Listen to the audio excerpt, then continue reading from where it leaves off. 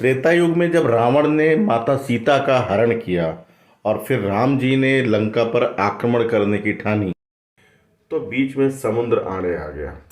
समुद्र लांघने के लिए उन्होंने अपने सेना के सहयोग से उस पर पुल बनाना शुरू किया। तो धार्मिक मान्यता के अनुसार हर एक पत्थर जो समुद्र में डाला जाता था पुल बनाने के लिए, उस पर श्री राम का नाम लिख दिया जाता था। इससे वो सारे पत्थर पानी में तैरते थे और इस प्रकार पुल बनाया गया था। लेकिन यदि हम विज्ञान की नजरों से देखें तो एक पत्थर पानी में तैर कैसे सकता है? तो वे सारे पत्थर समुद्र पर तैर कैसे सके थे, ये हम आज देखेंगे विज्ञान की नजरों से। तो इस वीडियो से प्राप्त होने वाली जानकारी बहुत ही महत्वपूर्ण है, इसलिए इस वीडियो को बीच में स्किप मत करिएगा। तो शुरू करते हैं आज का वीडियो। आप देख रहे हैं विजन वीरेंद्र। कहने वाले कुछ भी कहते रहे, पर पूरी आन बान और शान से यह राम सेतु आज भी विद्यमान है। मान्यता है कि इस पुल को बनाने के लिए जिन जिन पत्थरों का इस्तेमाल किया गया, वो पत्थर पानी में फेंकने के बाद डूबे नहीं बल्कि समुद्र की सतह पर तैरते रहे। हम इसे धार्मिक महत्व देते हुए ईश्वर का चमत्कार मानते हैं, लेकिन साइंस इसके पीछे क्या तर्क देता है, यह बिल्कुल विपरीत है। रामायण के अनुसार जब असुर सम्राट रावण माता सीता का हरण करके उन्हें अपने साथ लंका ले गया था, तब श्री राम ने वानरों की सहायता से समुद्र के बीचों बीच एक पुल का निर्माण किया था। यही आगे चलकर राम सेतु कहलाया था। कहते हैं कि राम सेतु का निर्माण पूर्ण होने के बाद इस पुल की लंबाई 30 किलोमीटर और चौड़ाई 3 किलोमीटर थी। आश्चर्य की बात है कि मीलों का फासला रखने वाले दो देशों के बीचों बीच मौजूद इस समुद्र को लांघने के लिए महज 5 दिनों में ही वानर सेना ने एक पुल बना डाला। इसे विस्तार से समझने के लिए महर्षि वाल्मीकि द्वारा रची गई रामायण में राम सेतु के निर्माण का वर्णन किया गया है।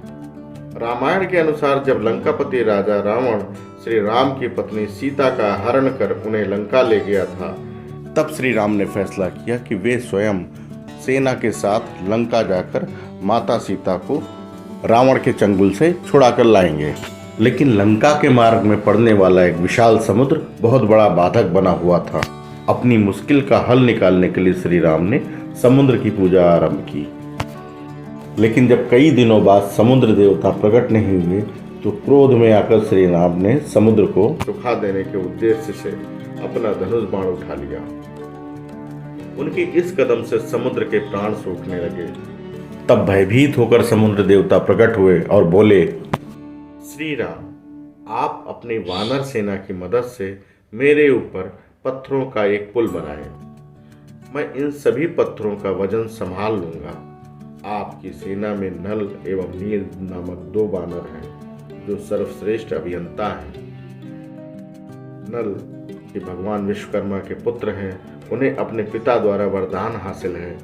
उनकी सहायता से आप एक कठोर पुल का निर्माण कराएं। यह पुल आपकी सारी सेना का भार संभाल लेगा और आपको लंका ले जाने में सफल होगा। ऐसा कहते हुए समुद्र देव ने श्री राम से पुल बनाने का विनम्र अनुरोध किया। अगले ही पल नल तथा नील की मदद से पूरी वानर सेना तमाम प्रकार की योजनाएं बनाने में सफल हुई। अंत में योजनाओं का चुनाव करते हुए पुल बनाने का सामान एकत्रित किया गया। पूरी वानर सेना आसपास से पत्थर, पेड़ के तने, मोटी शाखाएं एवं बड़े पत्ते तथा झाड़ लाने में सफल हुई। अंत में नल तथा नील की देख रेख तथा पूर्ण वैज्ञानिक योजनाओं के आधार पर एक विशाल पुल तैयार किया गया। वैज्ञानिकों का मानना है कि नल तथा नील शायद जानते थे कि कौन सा पत्थर किस प्रकार से रखने से पानी में डूबेगा नहीं तथा दूसरे पत्थरों का सहारा भी बनेगा। तो क्या है वैज्ञानिक कारण इसके पीछे? इसलिए इतने सालों के शोध के बाद वैज्ञानिकों ने राम सेतु पुल में इस्तेमाल हुए पत्थरों के वजूद खोज निकाले। विज्ञान का मानना है कि राम सेतु पुल को बनाने के लिए जिन पत्थरों का इस्तेमाल हुआ था, वे कुछ खास प्रकार के पत्थर हैं, जिन्हें प्यूमाइस स्टोन कहा जाता है। दरअसल ये पत्थर ज्वालामुखी के लावा से उत्पन्न होते हैं। जब लावा की गर्मी वातावरण की कम गर्म हवा या फिर पानी से मिलती है, तो वे खुद को कुछ कणों में बदल देती है। कई बार यह कण एक बड़े पत्थर को निर्मित करते हैं। वैज्ञानिकों का मानना है कि जब ज्वालामुखी का गर्म लावा वातावरण की ठंडी हवा से मिलता है तो हवा का संतुलन बिगड़ जाता है। यह प्रक्रिया एक ऐसे पत्थर को जन्म देती है जिसमें कई सारे छिद्र होते हैं। उन छिद्रों की वजह से यह पत्थर एक स्पंजी यानी कि खखरा आकार ले लेता है, जिस कारण इनका वजन भी सामान्य पत्थरों से काफी कम होता है। इस खास पत्थर के छिद्रों में हवा भरी रहती है। यही कारण है कि यह पत्थर पानी में जल्दी डूबता नहीं है। लेकिन कुछ समय के बाद जब धीरे धीरे इन छिद्रों में हवा के स्थान पर पानी भर जाता है तो इनका वजन बढ़ जाता है और यह पानी में डूबने लगती है। यही कारण है कि राम सेतु के पुल के पत्थर कुछ समय बाद समुद्र में डूब गए और उसके भूभाग पर पहुंच गए।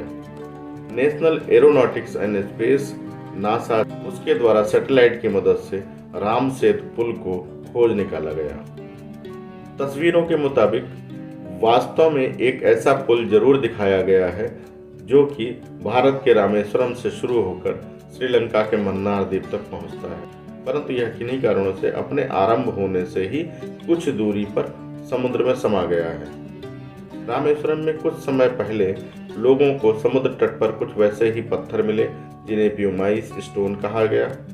लोगों का मानना है कि यह पत्थर समुद्र की लहरों के साथ बहकर किनारे पर आ गए हैं, पर राम सेतु आज भी राम के पराक्रम का परिचय देते हुए विद्यमान है। तो इससे यह माना गया कि विज्ञान की ताकत से बड़ी है उस परमपिता परमेश्वर की ताकत, जिसके कारण वह राम सेतु पूरी आन बान और शान के साथ उस समुद्र पर आज भी विद्यमान है। साथियों, उम्मीद है कि आपको यह वीडियो पसंद आया होगा। इसे लाइक कर लीजिए और आप अगर इस चैनल पर नए हैं और अभी तक आपने सब्सक्राइब नहीं किया है तो प्लीज़ इसे सब्सक्राइब भी कर लीजिए, क्योंकि इससे हमारा उत्साहवर्धन होता है आपके सामने नई नई चीज़ों को लाने का। तो मिलते हैं अगले वीडियो में, तब तक के लिए नमस्कार।